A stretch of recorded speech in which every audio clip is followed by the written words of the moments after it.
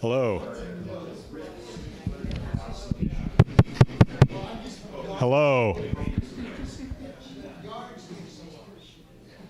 So it's good to see everybody here today, especially members of the Forest and Beach Commission. Great to see you guys. This is pretty exciting for me personally for a couple of reasons. One, I remember even before Karen was on the council back in 2019 when our climate change program showed up on the capital improvement project budget with a $25,000 amount, which was not very much, but we were kind of excited. And then COVID happened and the project got cut to zero. And my co-conspirator, Councilmember Tice, and I decided that we would move forward with this project sort of on our own. And Scott helped us out, and Michael LePage, and a couple of others. And we developed these two plans, the Climate Action Plan and the Climate Adaptation Plan, which were later adopted by the City Council. I think that was last year, 2 years ago. And as part of that plan, the City Council the following year adopted another capital improvement project budget, which had to do with shoreline armoring and the revetments and all that. And we hired Integral to do that work. We paid some real live dollars out of our budget to do that work, and that was a pretty big success. And as a result of us having spent the $150,000 to do that work, we received a $500,000 grant from the Coastal Commission, like pretty much free and clear.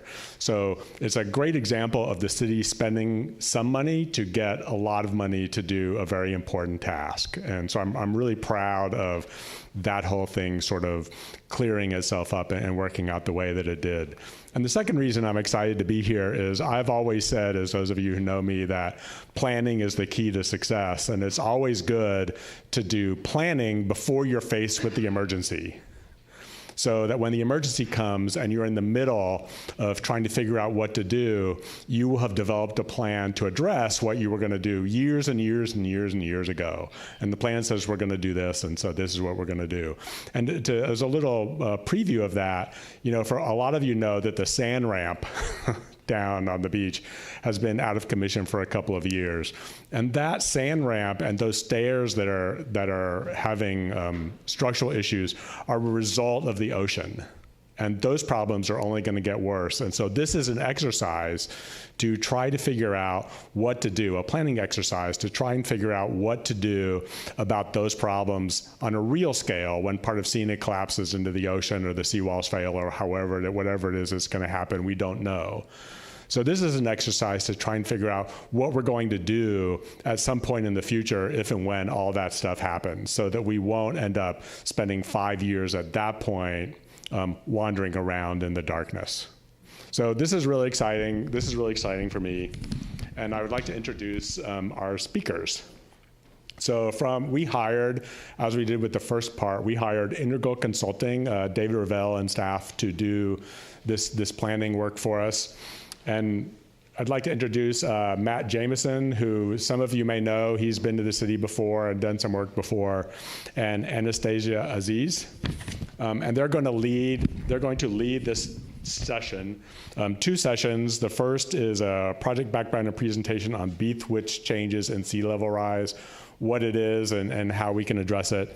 And the second part of the presentation is on adaptation strategies. And this is what I was talking about, what the city is going to do if and when sort of these disaster-like scenarios happen. So thank you very much, and please welcome Matt and Anastasia. Thank you very much, Councilmember Barron. I will advance a slide. As I was introduced, I'm Anastasia Aziz. I'm with EMC Planning Group, and we've partnered with Integral. So we have Matt Jameson, project scientist. And this is the agenda, and I welcome a number of you coming in. Thank you very, very much for coming. So it'll be a combination of a presentation, then a workshop, and then another presentation and a workshop, so we get your feedback. And we're very excited and pleased that everyone is here, so thank you very much for coming. Just to give you a little bit of context as to why we're doing this, the city did receive a grant from the California Coastal Commission, and the entire city of Carmel-by-the-Sea is regulated by the Coastal Act. So it's in the coastal zone, the whole city is. But this particular project, we're just focusing on the coastline and the hazards because they're changing over time. The city's what's called local coastal program, which is the document that governs the town, city of, I'll call it village, of Carmel-by-the-Sea. There are specific regulations dealing with a coastal environment. And the city's local coastal program was adopted in 2004, but there wasn't, I think there was starting to be some discussion about sea level rise and climate change and increased hazards at that time. But it's really the science and the modeling and the guidance has accelerated since that point. So that is why the city has a grant to update the policies and the regulations specifically related to hazards. So this will ultimately evolve into additional sort of policies, rules, regulations on how to address erosion and sea level rise as it happens. And so it's advanced planning. So ultimately, it will go before the planning. These rules and regulations will go before the Planning Commission for a recommendation. This is the sort of the legal pathway. Planning Commission for recommendation, Council for adoption, Coastal Commission for approval. So that's sort of the path. But we are here to work with you to figure out what the main issues are so we can craft appropriate policies to put in Carmel's plan. And so here's just a little graphic on where we are. The technical studies have been completed. They're all on the Public Works website if you haven't looked at them, and if you really like technical information, there's a lot there. And Matt is here, project scientist. He can also answer questions on that, but please feel free to go and take a look at those and delve deep into them. And we also have your Public Works staff here that we've been working with, Mary Bilsey and Valgano, and they can answer questions too related to that. So that's all up there. We started looking at adaptation feasibility. There is a socioeconomic analysis that will be forthcoming shortly, looking at cell phone data, economic data, as well as to who would be impacted and who comes to use the coastline here in Carmel. And so right now we're looking at adaptation pathway development, which means sort of what do you want to do with the coastline in the future? What kind of policies do you want to craft so that, like the council member said, the city at least has somewhat of a plan for if there is an issue or an emergency. There's already a plan in place and thought through. And then we will be developing the policies, and then it's called amending your current local coastal program, which is that Planning Commission recommendation, council up to Coastal Commission. So our meeting objectives, and then I'll pass it off to Matt, is to provide you, the community, with information on seasonal and long-term beach changes, sea level rise projections, which are done with models that are changing over time as we get more data, and coastal hazards at the beach. Providing you, the community, with information on some kinds of typical strategies that are available. And again, those are sort of changing over time as people get more information on them, but getting your feedback on those that the city can take in relation to storm events, sea level rise, erosion, the beach width, which fluctuates beach access, and also there's a lot of critical public infrastructure along the shoreline. And a lot of the city's shoreline is publicly owned, which is wonderful. But again, it's so the public work, that's why Public Works is so integral in this and involved, because it's a lot of city property. And there's about just under 50 privately owned properties on the seaward side. And we want to receive your feedback on that today. And then also, if you think about things in the future, there's ways to also participate online as well. So if something comes to mind later on, please go to the website and submit something. And with that, I will pass it off to Matt. This is the technical part. Thanks, Vanessa. All right. Hopefully you can all hear me here. Let's move this mic aside. So Thank you. My name is Matthew Jameson. I'm with Integral Consulting. I led a lot of the technical work for this project. And what I'm going to cover right now is a little bit of what we did in phase 1 of this project. So this was looking at some of the seasonal changes that happen on the beach, which I'm sure you've all experienced, as your beach looks like it almost disappears sometimes as the sand gets all scoured out. But then it's like magically it comes back, right? So there's this sort of seasonal thing, but it's also sort of like a long-term trend here too in what's happening on the beach. So we were looking at sort of, what the loss of the beach and recovery of the beach looks like at different segments of the beach. And some of that information is expressed in these boards and these maps that I put together for you all. And then we also did some projections on some dune and cliff erosion. So we'll talk about that as well. And I guess before we get into that, we'll talk a little bit about the ocean. So, it's the ocean that's oftentimes driving. It's the sort of the driving force behind these coastal hazards. And we all know that the ocean changes. We've got El Nino events, and, the level of the ocean will rise, but then it'll go back down. But you also have this sort of long-term gradual rise in sea level, which is more related to global climate change and greenhouse gases. And the Monterey tide gauge, which is nearby, if you look, online, if you check it out, it's about, they've got nice little charts, and they show little arrows, and it's going up and down, and it's raising about like 1.7 millimeters per year. But that's escalating, right? The global average is about maybe 3 millimeters. So we're a little less than that. But despite that, what we do know is that sea level rise is something that's happening. We can't tell you exactly how fast it's happening, but we know it is something that is occurring, and we need to prepare for it. Despite that, we'll also get large storms that come in. So you see in this slide, we've got sort of this winter events, and we get summer and then sort of spring events.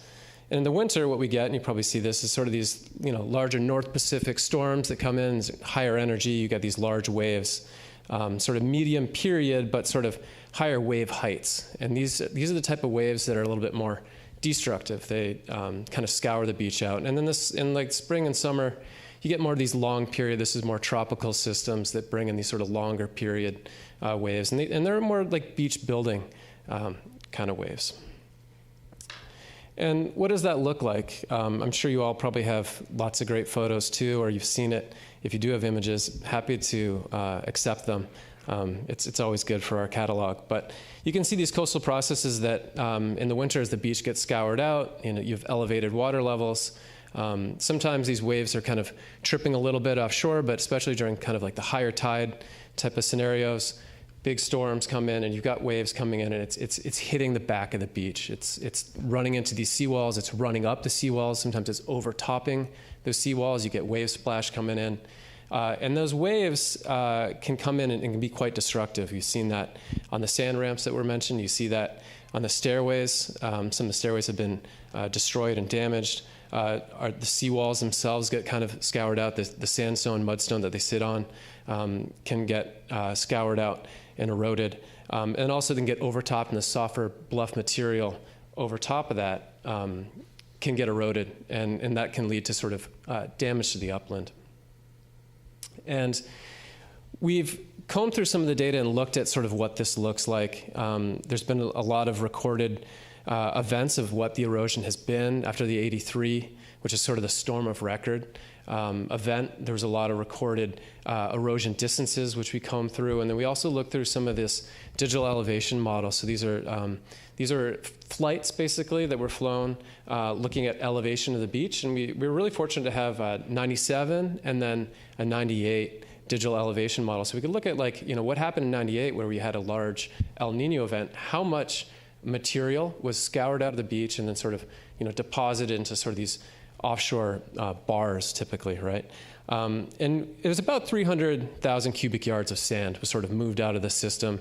You can see largely kind of in that southern pocket of the beach where, when we've seen when we look at the COSAT data, which is a satellite imagery of the beach change, that southern section is quick to lose beach, but it's also actually quick to recover it as well. And this is something we can talk about, your kind of firsthand experiences, what you've all seen. But we know that, coastal erosion is different depending on where it's occurring. There's kind of two different things happening here. There's erosion of the dune system, which means almost like a temporary loss. Like if you erode a dune, what can happen is that sand gets pulled out, And then as it comes back to the beach, if you have onshore winds coming the right way, let's say you've got the right vegetation, your dunes can naturally rebuild, right? This is something that's happened naturally in Carmel for millennia, right?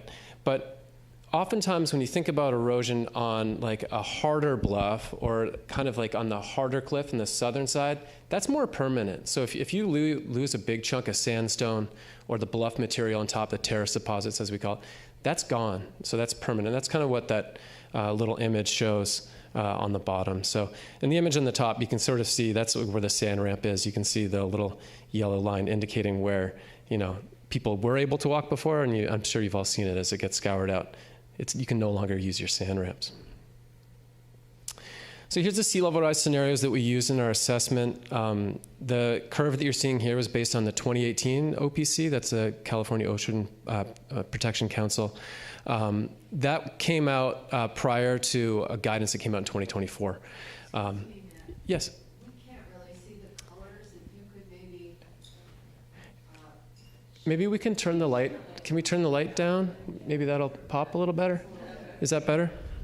Okay. Awesome.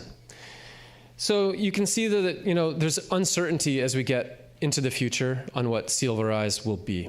The Ocean Protection Council, when they updated it, they said that we should look at 4.6 feet of sea level rise. That's an intermediate high scenario. This is a document it's publicly available. You can find it online, and it's linked to the Monterey tide gauge.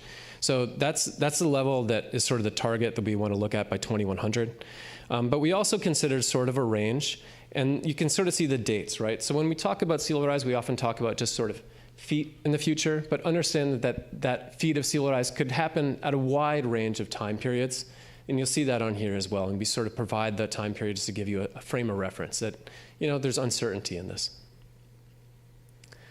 So what are we going to see? This is beach narrowing that's based on some analysis that we did where we took basically an average summer position. It's sort of based on satellite images that have tracked the beach position, and then we sort of plotted that out along on a number of transects, and then we projected it forward, basically looking at conditions and slope. With sea level rise, the beach is going to respond as sea levels get higher. That's a sort of a natural process, and we mapped out, let's say if your backshore stays armored, stays where it is, and the beach is moving in, what does that look like? And you'll see it here on those figures that we have, or those poster boards, and I'll take it through here. So, at 1 foot, the sea level rise, there's not a ton of change. You can see that southern compartment where, on average, you're losing some, but as I said earlier, it does recover, right? It does recover quickly, but you also lose it quicker. But as you get into 2 feet, it gets further confined. We have these headlands in Carmel, which are beautiful to sit on. You can kind of look in all directions, but also those headlands can provide a bit of a constraint to lateral access along the beach. And some of those headlands, especially down there, as you get down around like 13th and is that Santa Lucia? Well, anyway, further down, you can see that that's going to create a little bit of a barrier to lateral access along the beach. And then we'll continue to lose more beach with increasing sea level rise. Now, understand this is quite a ways in the future. This could even be, beyond 2100. But as we continue to have sea level rise go up, this is assuming there's no adaptation, we don't do anything, and if the backshore stays where it is, we will get to a point where we'll lose most of our beach by 4 feet of sea level rise or 5 feet of sea level rise. And you can see what that looks like here. Really, with 5 feet of sea level rise, you're talking to less. Our summer beach widths will be less than 10% of what they are now. And we all love our beaches, and we want to preserve them, and we also want to figure out what we're going to do here, right? So we'll talk about some of these adaptation strategies in a bit, so this isn't all doom and gloom, but we'll just have to get through this, and then we'll get to the next part where we talk about what we want to do. At the same token, as we also lose beaches, we also, more wave energy is available to hit the backshore and then create erosion exactly. It's sort of like a feedback loop. So we modeled that sort of what wave overtopping looks like on different stretches of the beach and where you have more wave energy creating erosion. We modeled this a couple different ways. We did it without armoring. We also looked at sort of with the armoring in place and some assumptions of what historical erosion rates were, where areas may experience more erosion based on the sort of geological folds and faults and the various backshore terrain in the sandstone. And we modeled that out. And generally what you're going to see is a little bit more erosion in the near term, kind of in the dune systems and where it's lower. And then a couple places that are particularly vulnerable. So you can kind of see that around, 12th Avenue, where there's a little bit of faults and folding there. And that's corresponding to what we saw in that 83 event. There was a lot of erosion there too. As we go forward in the future, the erosion, continues to move forward. You can see, and we've already experienced this. We've already seen a lot of erosion around that 4th Avenue sort of staircase and sand ramp. Well, that will continue. That's a low area. It's an exposed area. That will continue to be the case. You can see the erosion projections on the very southern end. Those seawalls are higher. They'll perform and they'll continue to be all right. But at a certain point, you're going to have more waves coming over top and creating pressure on that sort of soft bluff material, and eventually you will get more significant erosion. That's kind of what this is showing here. This is sort of erosion catching up, where essentially if the top of that seawall stays where it is, eventually you're going to get failures, you're going to get increased erosion, and this is getting into 2100 with significant erosion, threatening more infrastructure and our pathways and our roads and our homes and a lot of community character. So just real quickly, and I won't dwell on too much of this stuff. I think we all know what's along the beach. This is the stuff that's vulnerable. So, right now, there's a bathroom that's vulnerable. It's sort of built like into the bluff, which naturally kind of puts it in a vulnerable location. All our stairways, those stairways have been damaged, and they will continue to be vulnerable. And I know there's some plans in the works that the city can talk about, kind of what they're doing for that. It's a little separate from this study. Going forward into the future, those access ways will continue to be vulnerable. The sand ramps will continue to be undermined, and increasingly so, and more often. There's wastewater mains, kind of that run along that back shore, which could start to be vulnerable at this point. And sections of scenic road start to become vulnerable from erosion as we kind of get into this sort of what we call like kind of short term, getting into the midterm scenarios. And dune habitat too could potentially be eroded.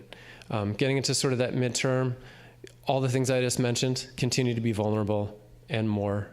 You kind of get to a situation now where the erosion could start to threaten, the yards of these homes, potentially even getting close to the homes, and are kind of like a more worst case scenario.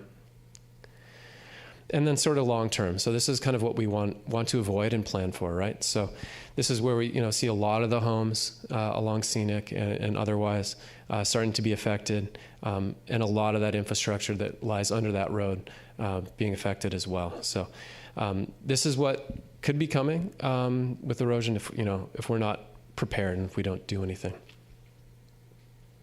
So now we're going to have some breakout groups, and we're going to talk through this. I'll pass back to Anastasia, and she can talk about these breakout groups and what we're going to be expected to do here. And I'll join one of the tables along with Esme, who's back there, Mary, and Anastasia. Thanks, Matt. We will. You're organized into tables, and then we'll each be a facilitator there. And you should have at the table this worksheet that says round one. So that's the one that we will be focusing on here.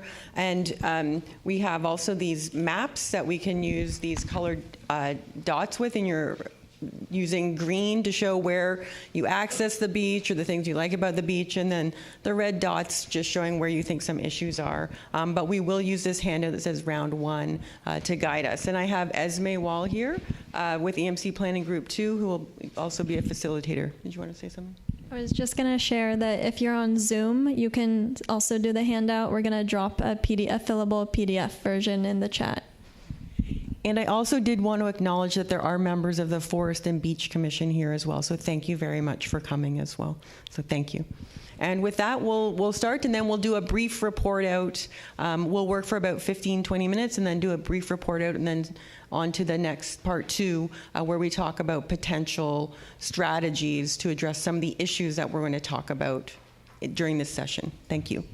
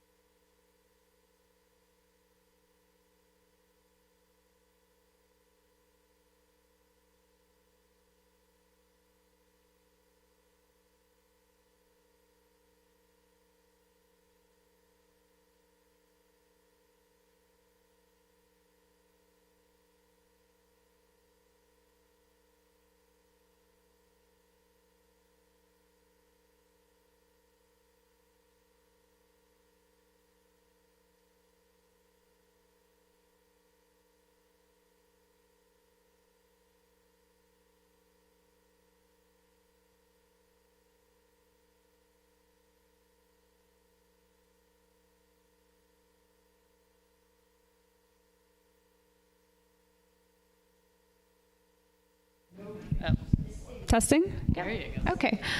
All right. Okay. Okay. So we will move on to our brief report out right now for the groups. And does anyone at this group want to report out, or do you want me to report out? Me? Okay. So my group, we didn't name ourselves, but this group at this table did put use the colored dot exercises to show sort of areas that they enjoy going to, areas that have access issues. So we'll be looking at those, and someone actually put a dot out in the ocean as well, representing a favorite rock to swim or surf to or hang out on. So there's a lot of different ways and varieties that people use the beach and things that they like to about it. So some of the items that people enjoy doing are just passive walking, more active surfing. Apparently the volleyball courts are world class because it's limited wind. Photography, dog walking, walking along the pathway, and also driving along the pathway for those that have limited mobility as well. When we talked about priorities at Carmel Beach, many people said that they really liked the change in the seasons of the sand and the sand movement. It provided better surfing during certain times of the years, and during the winter time it can actually be easier to walk along the beach because it's more hard packed. It's not as difficult to walk, and there's different things exposed, so it's a different sort of atmosphere and environment. The large rock was also mentioned again there. And then also we talked about the stairways and vertical access, and looking at prioritizing possibly certain areas to make sure that the beach area does remain accessible, but acknowledging that when certain stairs do go down, other access points get a lot more activity. There was a discussion too that in the summer there's a lot more increased use of the beach, that it's a major tourist attraction. A lot of international tourists come not only to the town but are also drawn to the beach, and it's an integral and a major part of the identity of Carmel-by-the-Sea. And I did mention that Integral is doing a socioeconomic analysis along with cell phone data that shows a tremendous number of people come to Carmel. I think over 1 million people. Yeah, 1.5 million. And so that study is not ready yet, but it will be. When it is ready, we'll let you know and put it up on the Public Works website. But it's a tremendous, tremendous attraction here, not only for people locally, but the Bay Area, and also nationally and internationally as well. Also, then we went back to talking about things that are a priority, or just more the passive seating areas, so people can sit and reflect and contemplate, and that the water quality is incredibly high here, and that is a definite key integral part that is really cherished. And then at the end, we sort of said, the group said that they really enjoy the natural process of the seasonal sand movement, that it's pretty amazing, and that it's something to not necessarily stop, but to see how that works and what can be done to work with that kind of natural movement as well. Did I miss anything critical? No? Okay. Okay. I'll pass it along to Esme. Thanks, Anastasia. So our group kind of overwhelmingly visits the beach at 12th Avenue, or used to visit the beach at 12th Avenue. That staircase has been closed for a few years, so that was marked as a main access point and a main issue. Also access from the very southern staircase where the restroom is, 8th Avenue as marked as a main access point and also as an issue with the sand ramp eroded right now. And then the 4th Street access was also highlighted as being a popular access point.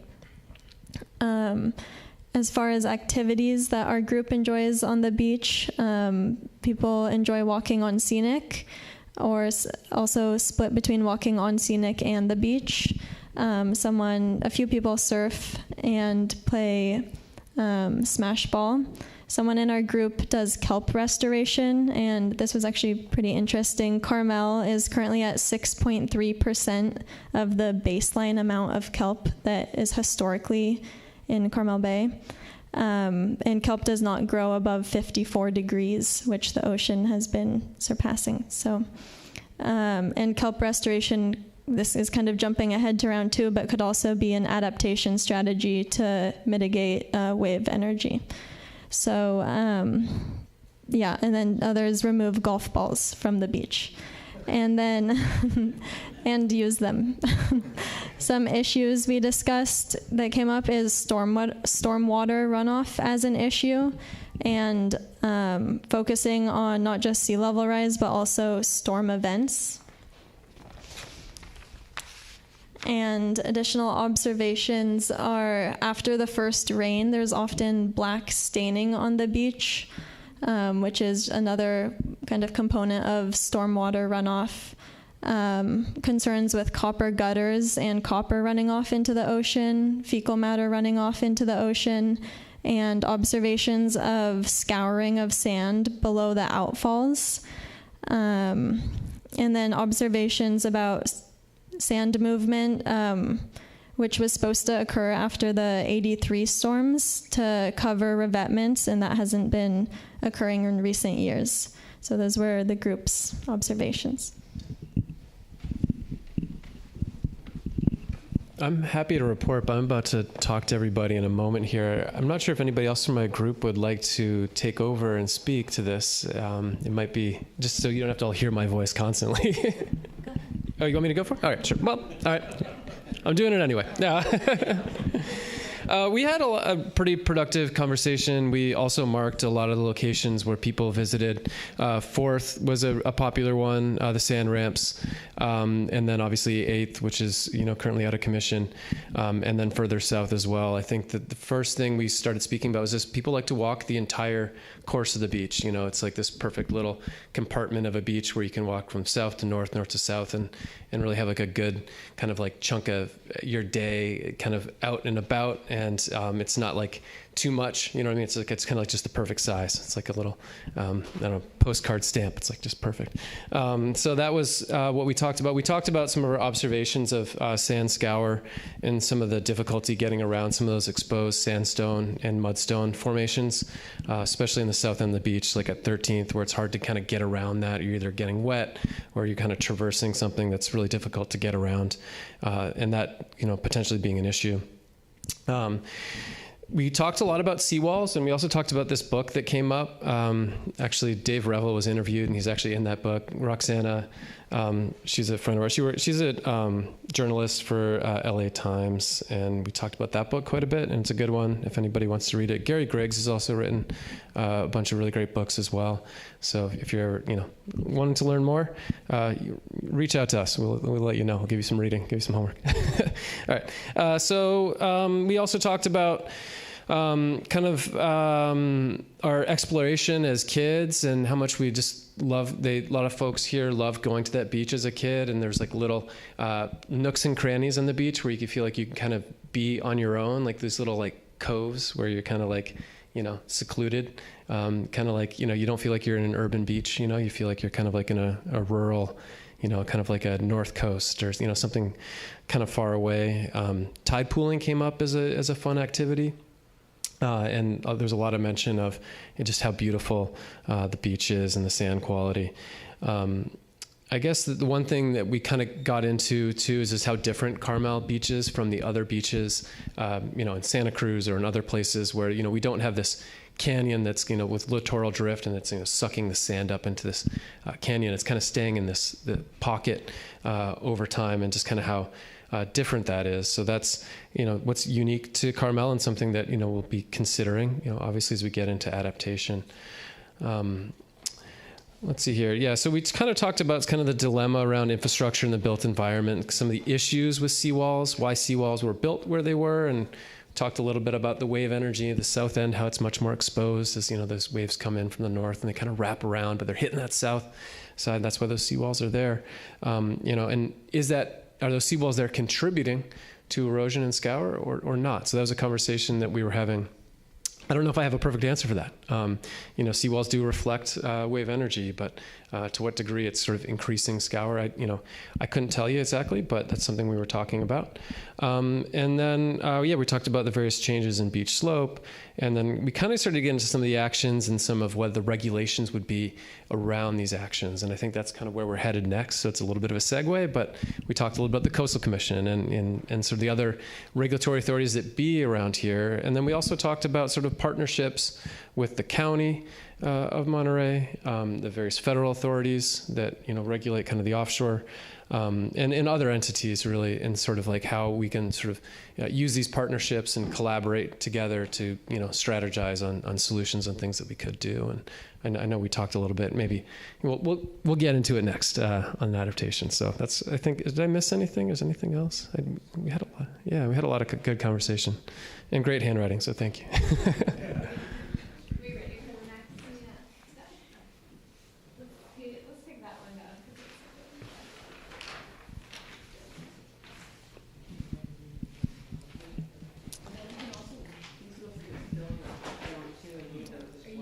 I think I'm just going right away, but I don't know if, Anastasia, if you want to lead us off here.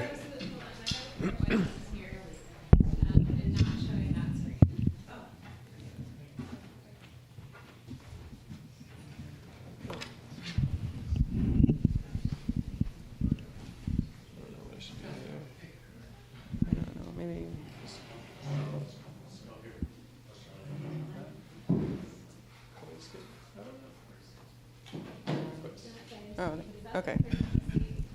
Okay.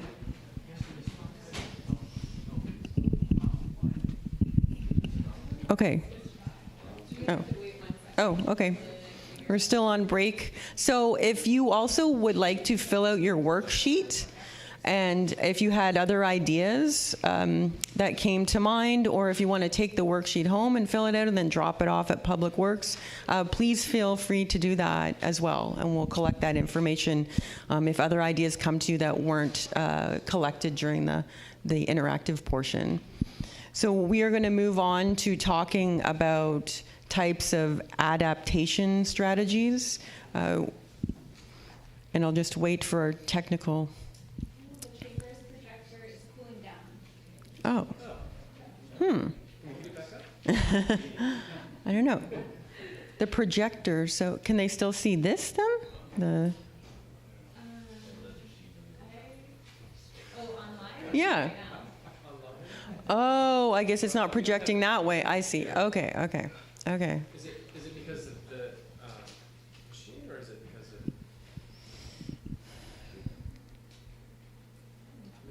I can riff without slides. I guess you can see the slides, but not. Yeah.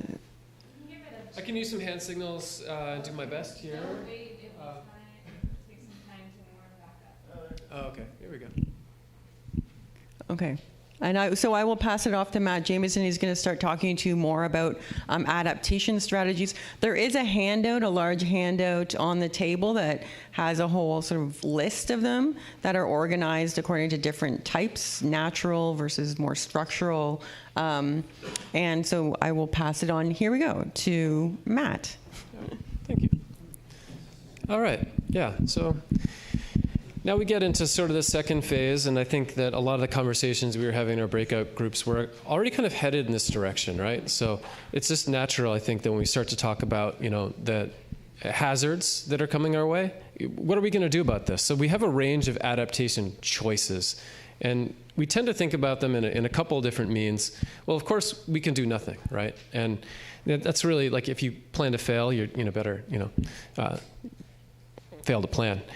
The other options here are, what can we do in terms of a range of interventions within the beach, and also as a community from a both policy standpoint, which is kind of where we're headed now, and then also from like an implementation standpoint. So what do we have here? So we've got sort of protection strategies. So this is sort of a range of sort of more gray, like infrastructural things, kind of like you see with the seawalls, to more green, which is, sometimes planting, restoration, working with natural systems. Sometimes there's a bit of a hybrid in between. We can accommodate. Oftentimes that's raising a structure, moving something higher up. Setback, so that's essentially, allowing space to erode, if, not allowing a development to occur right up that would abut an area that would be potentially eroded, but, ensure that if it's a new development that it's further back, it's set back and less exposed to a hazard, whether it's wave energy or erosion. And then there's manage retreat, which is really just moving something out of the way, right? Rerouting some infrastructure, rerouting a road, or maybe a road is sort of going from what, and this isn't the case here, but maybe if it's 2 lanes or if it's wider, it's narrower, or if there's parking, well, maybe the parking's moved somewhere else so that you can accommodate recreation. That's kind of the idea of manage retreat. So you're losing space, but you're moving something out of the way in the process.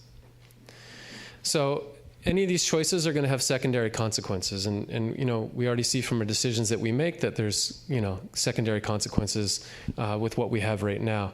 What are those? So we know that things are going to cost money. Over time, it's going to cost money to maintain that. As we build things, what is the access? Does it improve recreation? Does it deter it? Does it make it worse? In terms of views and aesthetics, does it improve it? Does it detract from it? That's an important consideration here, given the the tourist draw and sort of the community character. And then also, what does it provide in terms of the groups that come here in terms of low cost recreation, and then also like other communities that come here to visit the beach. So we're going to go through a couple, range of feasible strategies. These are strategies that we vetted through discussion with the city, discussion with the Coastal Commission, and we've put them together. You can see on each of your tables, you have this kind of a spreadsheet printout, basically that kind of runs through a range of strategies that we're considering. And really, what we're trying to get is kind of your thoughts on this, kind of like how palatable they are, and sort of kind of, we're going to think about how these would occur in the future, what would trigger, moving forward towards these strategies. And I'll kind of go through them here. So when we think about adaptation, we think about where we can act on the beach at different places, right? We can, look to act in sort of that near-shore environment to kind of reduce the wave energy. We can do things kind of on the beach, or say the beach is scoured out, so we can kind of do actions on that sort of sandstone, or on the mudstone, or we can maybe do actions back on the beach to provide a little bit more like higher beach berm heights, right? To kind of impact, or as that first big storm comes in, it'll kind of hit that back berm first, rather than impacting the back of the cliff. And then what you can do kind of further back in the upland, like up on top of the dunes, or even up on top of scenic, or kind of where you've got kind of that back bluff, right? That could involve some maybe landscaping or restoration, stormwater improvements, things of that nature. So we broke these down and used a range of criteria to kind of judge how effective they would be and how much it would cost. And sort of putting this all together in a table, it looks kind of like this, right? So you can see sort of like the range of criteria that we're using to judge these different strategies. And then we put together like a weighting of, kind of like what is our priority of actions that we're going to choose here. And also, this is going to be informed through, conversation with you all. There's an online survey. So there's going to be a lot of feedback and information that we're using to kind of inform our decision making on like these, and we put in this terms of adaptation pathways. So like the direction we want to go throughout this coastline at different segments of the coastline, right? Because different strategies are going to apply in different places. So one of the things we can do, and these are kind of more like the near term, the things we can, low-hanging fruit, things we can do now, often involves sort of this vegetation, dune, and sand management. A lot of this stuff's already been done, and we should continue to do it. And what does this look like? So, we know that there's been dune restoration that's occurred. That should continue to occur. There's also been sort of this, beach scraping activities, right? So that's kind of movement of sand from one end to the other, to the back, to, allow for more sand to replenish over the course of the summer and to make the sand ramps, safer and more accessible. So there's a whole range of these strategies listed here.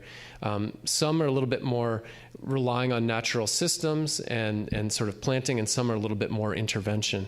And that would be some more like activities like a beach nourishment. So if that would be pulling sand more from the offshore onto the onshore, that would be a little bit more of a larger intervention. That's something that's never been done here. And obviously, if we were to do something like that, it would involve quite a significant amount of study, because you can't just go out into the offshore and find, necessarily the same sand that you're going to find on this beach. It might be muddier. The conditions of that sand might be quite different. This slide kind of gets into that. Ignore the skyscrapers in the background on this slide. That's not Carmel, but or nor the fauna that you see there. But the conditions are kind of the things that we're concerned about are kind of the same, right? So, can you find sand that matches the same condition? If it's coarser, there's going to be issues associated with that in terms of habitat considerations and how it performs. The beach might get steeper. If it's finer, perhaps opposite kind of situations, right? So you want to try to find sand that matches the kind of sand that we already find here on the beach. That can be a challenge. The other challenge is where are you getting it from and how are you getting it there? There's an energy and there's a cost associated with that. So I know everyone's going to want to say, hey, can we maintain our beaches? Can we just keep dumping sand more and more? Well, that would involve a lot of study. So I'm just putting this out there, and this is something that I think that we should probably discuss in terms of, how important is it for us to, continue to have the same quality of sand going forward in the future? And could you accept sand that maybe looks a little bit more like as you get down to the State Beach further south, which is, a little different? So these are kind of thoughts to think about. So we'll talk about all these things. We'll park that discussion for a bit. So here's some of the strategies that we can do that aren't as large as that one I just mentioned. So a sacrificial winter storm berm. We see this in some communities. This slide here in the top right, that's Carpinteria, I believe, that does this every winter. They just, bulldoze up the sand. So when these storms come in, kind of acts as a buffer and sort of protects some of the backshore homes and infrastructure. And this could be done in certain segments of the beach, especially kind of in the back beach areas without seawalls. It would act a little better. Another thing, this is a slide from Rio Del Mar down in Aptos area that kind of famously experienced a lot of storm damage. But this was a structure that was built out of drift log. So drift log material naturally washes up on the beach. It's a resource, right? So it's a resource that we can use. In this case, it was driven into the beach sand and pinned down. And so it would remain stable. You had certain logs that remained quite stable. And then sort of the other ones were kind of Lincoln logged or sort of woven into the structure. Sand was then bulldozed on top of it. And then they're actually planting on it now. So this structure has actually provided quite a bit of resiliency to protect a bathroom and pump station down this low-lying area of Rio. And, the storms do come in, they do scour out the sand, they do take it out, but then, they come back in, they rebuild it. And then hopefully with vegetation, if it can establish, it can provide those roots, can help keep that dune in place longer. So this is a little bit of assisted natural means to provide some protection. And this kind of gets into a little bit of the dune restoration ideas too. So this would be, using natural vegetation so that as, onshore winds come on, they can pick up some of that sand, kind of trap it, and maybe working with some of that drift log material to kind of build them up, build a little bit more elevation and stability in the back dunes. And then vegetation and landscaping. This is a little bit more as you get further south, where you've got kind of those bluff material to make that bluff a little bit more resilient to stormwater or potential, overtopping of waves. So some of these images here on the left, that's Santa Cruz, that's Westcliff, that's a group. Groundswell Ecology ran that group. It's volunteer run, and they did a lot of restoration, dune restoration, and backshore bluff restoration efforts. So that's another thing that can be done. And then, of course, you can, as you do that kind of work, integrate some capital improvements, whether that's trail access improvements, stormwater improvements, or even putting up some signage and controlling access, because there's people and animals, and it's hard to protect yourself from the ground squirrels, but hey, they're going to be there. Those things do contribute to erosion in that back bluff. So any type of those type of improvements can occur as well. I already got into some of this beach nourishment, but another thing is sort of opportunistic beach nourishment. So typically speaking, we think about this in terms of where there's a harbor, so where you're dredging, so where you're going to have sand material, but we don't really have that nearby here, right? So what would that be? So the way we could see this is maybe smaller volumes of sand that are acquired from nearby sources, whether it's construction or flood control, flushing out of stormwater systems, whatever it may be, wherever there's going to be local sediment that's kind of match local beach conditions. Maybe we could identify those, think about where that would be, and if it could be beneficially reused on the beach. And this is sort of this idea we talked about earlier, and we talked about in our table as well, sort of the sand management harvesting. That image down there in the south, that's Carmel Beach there. You can kind of recognize that, sort of the sand ramps. And the idea of just sort of moving that sand and sort of facilitating as the sand comes back in the summer, as you kind of pull it out, you sort of set the table for that sand to come in and replenish the beach. And then really this is kind of not the opposite, a little different. So this is beach nourishment. This is placement of sand, right? So this isn't just moving the sand around. This is taking it from a source. Usually it's an offshore source and pumping it onto the beach. And then finally, kind of on a smaller scale, what could you do? Well, you got to keep your access at your dune ramps. This is going to be a priority. How can we shore those up? Ensure that they remain stable, and ensure that they've got sand on them so that people have access. So that's going to be clearly another priority, and something they need to work on around 4th too, right?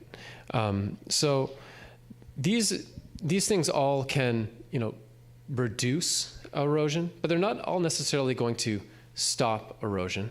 Right, and that's generally where the sort of the seawalls and some of that harder infrastructure comes in. We can also reduce wave energy, right, which can then reduce, the potential impact of erosion as well. And that's all going to be kind of falling into this engineered infrastructure category. And sometimes, like I said, it's kind of going to be a hybrid approach. You might be doing a little bit of this engineered infrastructure along with some restoration, working with nature as well, right? So I wouldn't consider it all as just one approach. It's oftentimes many. Now, oftentimes these engineered infrastructure is a little bit more expensive. It's going to involve significantly more planning and likely more maintenance as well. And you can see that in the table here. And we prioritize these based on those same criteria that we mentioned, and we'll kind of run through them real quick. Now, if we're looking at stop erosion, I think we're all aware of these. I don't think I need to get into this too much. I think this is something that we're all quite acquainted with. But what could we do to work with these? So one thing could be raising the seawalls, right? So as you raise those seawalls, that means that the wave energy that could potentially be overtopping would then be that would be stopped, because the seawall's higher, or you've restacked and raised the riprap as well. So those images there sort of represent what that could look like in terms of kind of protecting and shoring up those soft bluff materials. You've probably seen this, especially if you walk further north at the Pebble Beach Golf Course. And you see this is sort of a soil nail wall. It's like a tie-back wall. You see these off the sides of highways too. This is kind of like a shotcrete. It's kind of like what you would maybe make like a pool out of. It's something that both protects kind of the sandstone and then also the terrace deposit. That's where it's kind of angled back on the wall as well. And this is kind of at the south end of the Pebble Beach Golf Course. So that's another strategy. And this is another thought too.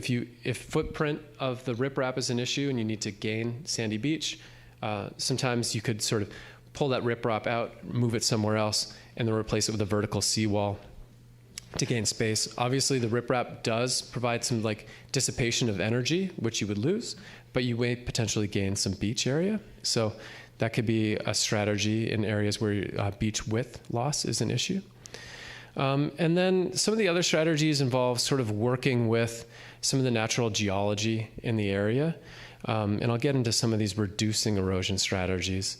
One of them could be these low-crusted structures that could be built into the mudstone, sandstone, and provide a little bit of wave dissipation when things are scoured out so that the wave energy that's reaching the back shore is not as strong. And that would be working with sort of natural sediment. It'd be sort of similar in color and than what's already there, so it doesn't stand out. And sort of shore platform enhancement, very similar idea, right? Sort of augmentation of those existing platforms to, once again, improve wave attenuation and sort of the currents that can develop. Also, kind of dissipating those wave currents could be, and this is already in place, but as improvements are made on the stairwells to sort of dissipate those wave currents as they're kind of ripping around on the seawalls by breaking them up with some of these wave deflectors and also dissipating the oncoming wave energy so it's not going to damage the stairwells. And then kind of like in a larger thing, and this is sort of nearshore reefs. I think California Department of Fish and Wildlife is currently undertaking a study to look at the feasibility and regulatory considerations around nearshore reefs. That's just starting up now. We're not going to know sort of what they're going to say about that. So it's a bit of an unknown, but I know that they're going to have issues here because there's a lot of kelp. So that's something that's going to be a concern. But these have been implemented in other places. Gold Coast, kind of like Australia, I think there's some examples where they've been implemented. Sometimes they can provide a little bit of a surf break benefit as well. You can see in that image in the bottom, they sort of can create these tombolos, sort of these areas where sand can kind of push out. And it would take obviously quite a lot of study to see kind of like what spacing and distance and all that kind of stuff, what that would involve. But this is something that could potentially, work with natural systems to dissipate wave energy, potentially increase beach widths and provide some benefits. Could potentially, serve as a holdfast for kelp, or perhaps not. It could have some impacts on the sort of transport of sand kind of to and from the beach. So obviously much more study would be needed on this one. And then finally, kind of, and this is looking about kind of like the little bit longer term, kind of getting out of the way, right? As sea lice continues, if it's going to continue unabated, we're going to need to eventually move. And what could that mean? Well, scenic is going to be impacted. The infrastructure that's there, planning for the realignment of some of that infrastructure further back into safer locations, and then maybe even retreat of some of the things like the road, and or even some of the homes if we get to that. So thinking about where we have room, kind of existing, and I know it's narrow in a lot of places, but there's some spaces where maybe there's room to move back. We want to keep the walking pathway wide, and so there's space, but there's parking too. What's our priority between those? There's some yard space. Is there room to move in there, or is there not? So there's a lot of questions to be asked in there, and we don't need to get into all that today, but these are kind of thoughts to be thinking about in terms of like which directions we want to go. What are the considerations, between thinking about cars and recreation, bikers, ADA, sort of wheelchair access, coastal access, wastewater infrastructure. There's a lot of things to consider in terms of the retreat decision points. But anyway, we're just putting it out there for now. I think that we'll really more focus on kind of the near term here today. I think that's going to be the important considerations on what we want to do to kind of protect this beach and sort of like and access and improvements kind of in the next 20, 30 years. I think that we can have these retreat conversations maybe at a future date is the way I'm seeing it. But important considerations, visions for the future.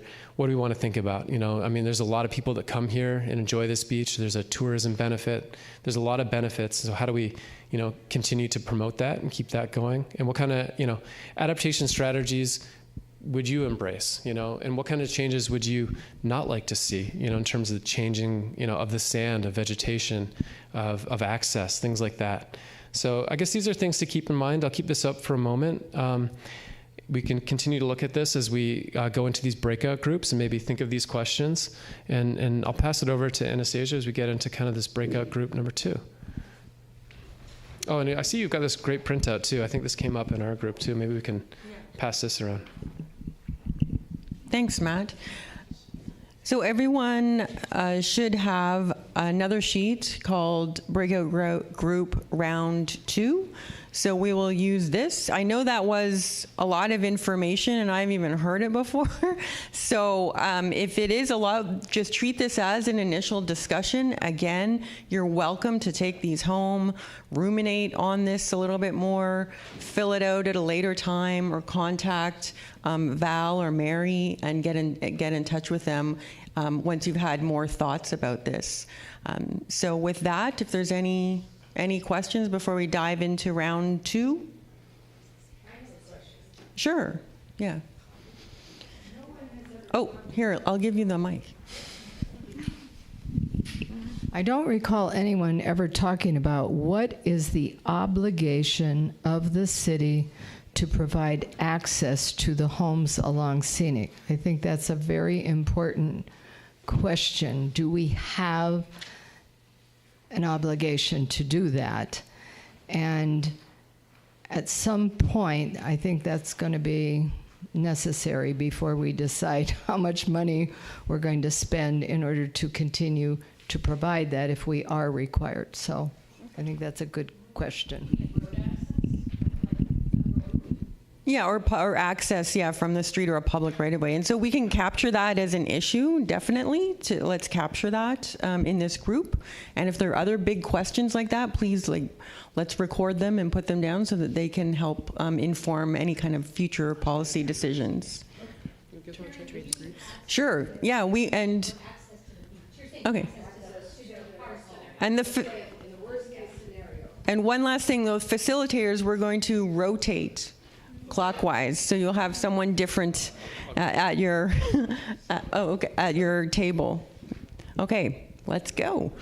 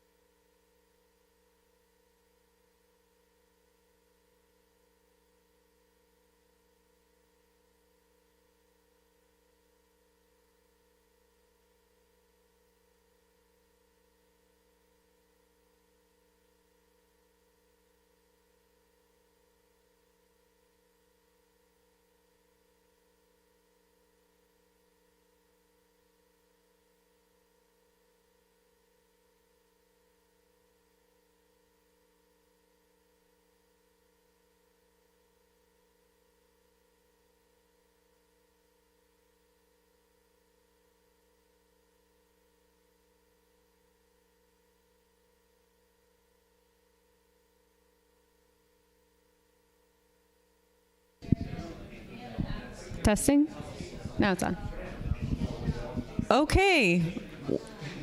Have your final thoughts, and then we'll report out. Final thoughts? Okay. So, Matt, we're going to wrap up. I'll start with the report out so we can end on time so everyone can have a nice evening, go see the sunset, walk on the beach. So we had a good discussion here. It is a lot of information, and it is a long timeline with different varieties of solutions. One of the last comments, though, and then I'll go over, was what are some pragmatic and proven solutions that have been used in other similar communities so that the city makes wise investments with their tax dollars. We did talk a lot about the sand ramp and access to the beach for beach rescues and emergencies, and also to be able to clear the beach of like large debris so that the existing infrastructure, like the stairs and seawalls, are not destroyed or impacted by like large pieces of riprap that are on the beach, and that's happened in the past. Driftwood, yes. The idea of using low-cost nature-based solutions in the near term seemed like something that was, went along with the pragmatic solutions here, so something that to look at there. There was discussion of restoring kelp out in the ocean, that could also help with not only the storm surges, but also with beach erosion. There was discussion of artificial reefs and to watch that from a regulatory perspective, and maybe that could be something in the future that the city could look at. Again, looking at perhaps beach access had to be more focused and limited from a cost consideration in terms of ongoing and continuing maintenance for certain things. However, it would have to be paired with making sure people actually use the access points and don't start creating their own access points down to the beach. Driftwood berms were very interesting with this group and working with existing materials. There was a thought that matching the sand would be a challenge here for beach nourishment, but maybe to look at the sand volumes, if there's any excess sand volumes that could be sort of moved around for future discussion. We did talk about these storm events that are getting larger and how they are impacting the sand movement, or appear to be impacting the sand movement more. One of the more creative solutions that came up was someone had heard about, I think Karen had heard about a company, I'm not sure where it is, that will put your created remains in a concrete ball, maybe it's pH neutral, to then form an artificial reef in the ocean. So that could be interesting. Be buried in Carmel. Yeah. And then also, if kelp was to increase or be planted, one thing you could do before storms come is harvest some of the kelp, because if a storm comes, I gather it can rip the kelp out with those large waves, but harvest some of the canopy to prevent that destruction. You can put some of the kelp on the beach, which could then maybe prevent erosion. So some creative ideas, but also more pragmatic solutions. All right, does anyone want to share out? Okay, so in terms of what vulnerabilities concerns the group, it's really all of them: impacts to scenic road, utilities, beach access, loss of sandy beach, and the group discussed that Carmel Beach is, one of the focal points of the city of Carmel and is such an important piece of the city. So it's really important to get lots of voices and community engagement in this important matter. And then in terms of our groups, I guess support would be, we kind of had a discussion about offshore reefs. There was some interest there on how they would positively or negatively impact surf and sand supply, and some interest in having that on the city's radar as a potential. There was also discussion about how offshore reefs are introducing an engineered structure and can have unintended consequences as well. Our group overall mostly supports nature-based solutions. There was conversation about how fighting against nature doesn't typically work. We've seen that over and over. And so the group really wants to focus on the nature-based solutions. There was interest in the living shoreline and driftwood berms.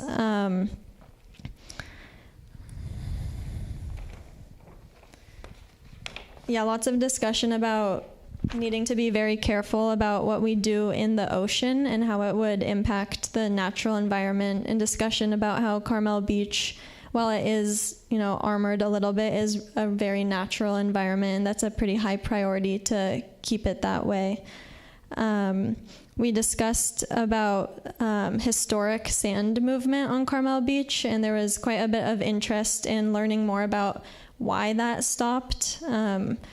I think we've heard it was about budgeting or regulatory issues, but really understanding why that stopped and if it could be reestablished, and kind of thinking about a winterizing program to prepare the Carmel Beach for the winter and have it be kind of something the city routinely does, nature-based solutions to prevent from needing more engineered solutions.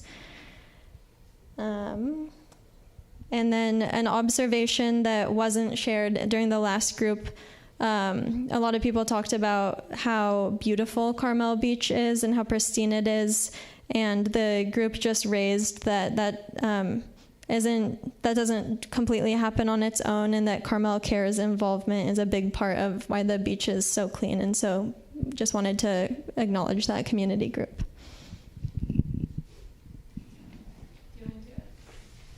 I can do it again. I'm happy to pass the mic too. But yeah, all right. Well, I'll go ahead, and if anybody from my table has anything to add, yeah.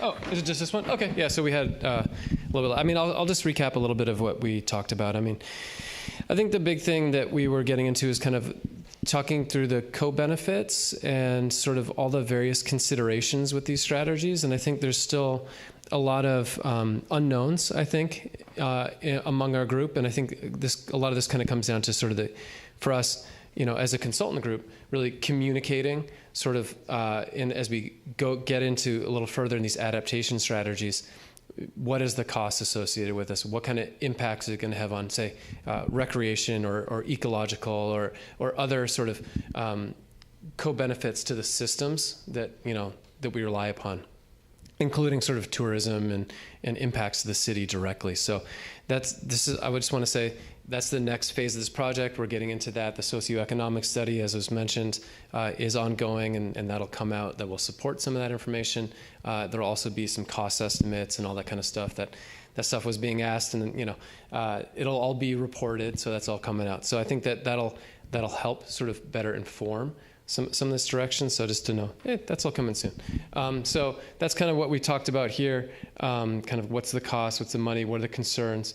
We also talked about sort of, with sea level rise, as we lose our beach, kind of this, upland versus beach kind of debate, right? And I think this is something that's going to continue to happen over the course of this project and will continue to in the future, right? So what do we want to prioritize? And sort of who does that benefit, right? So we got into some of those, quite complicated things as you think about that. And then the solutions too are going to be complicated, and defining what is the best solution and for who benefits the most from that. The socioeconomic study that we're going to get into will hopefully speak to more than just, hey, like it's not just the people that live right on Scenic. There's a whole lot of other people that benefit from these beaches, and when they come and visit here, and people that walk in from other parts of the city, who would, could serve to lose if they lose their access in their beach, right? And then, I guess which actions kind of like are our top priorities? Well, that's where we hope to develop some adaptation pathways as we get into that section of the project. And that'll be a future discussion. But anyway, I think we had a lot of productive conversation. I hope all of you can fill out these sheets. to the best of your ability. We're going to, that all that information and everything you just said really helps us better. It helps us better understand this community, your perspectives. I know you're just a small slice of the community, but if you share what you learned today with others, your friends, people that live here, try to solicit that information. There's an online survey too. I encourage you all to take it. And there's a QR code. Yeah, thank you. On our table is a little postcard that Esme put together. Thank you, Esme. So take that with you, share that with others. The more word that goes out, the more we hear from folks, the better informed we are, and hopefully the better prepared we are. So I want to thank you all. I know it's just a little past 6. Thank you for your time. I bet we're all getting hungry. So I really appreciate it, everybody. Thank you.